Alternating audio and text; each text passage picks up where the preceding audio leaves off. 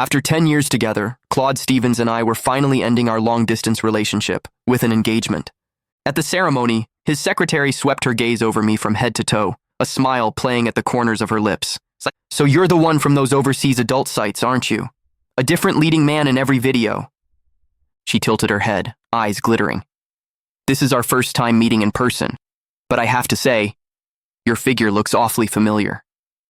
I lifted my gaze, my voice cutting through the murmur of the crowd. "Are you certain that's where you've seen me?" The secretary flinched as if I'd slapped her, shrinking behind Claude with wide, wounded eyes. "I'm so sorry. I forgot people in that industry prefer to stay anonymous after they retire. I shouldn't have said anything."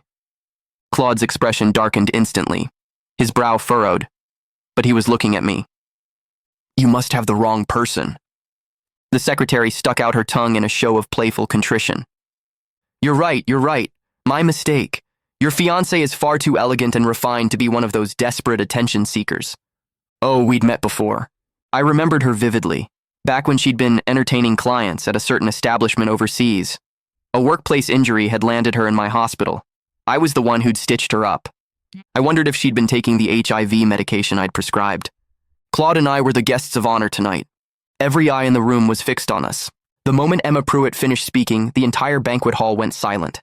Guests exchanged knowing glances, their lips pressed together in barely concealed smirks, words hovering unspoken. A mutual friend rushed over, trying to smooth things over. "Don't be ridiculous. Candace James was studying medicine in Alderhaven. Do you have any idea how grueling that program is? She barely had time to sleep, let alone do that." Emma's glossy lips, painted in that trendy, innocent yet seductive style, curved into a pout. "But isn't that exactly the type? All those stressed-out intellectuals blowing off steam with hookups?" She shrugged delicately. "Besides, Mr. Stevens is doing so well now, and Candace's family doesn't have money. Can you blame a girl for wanting to earn her dowry lying down?" I set my champagne flute on the table with a sharp crack, closing the distance between us. "If you're going to make accusations," I said, my voice low and razor-edged, "you'd better have proof. Otherwise, I will sue."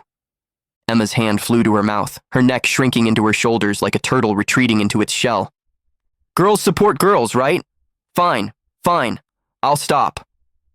Claude stepped between us, gripping my arm hard enough to bruise as he pulled me back. He positioned himself in front of Emma, shielding her.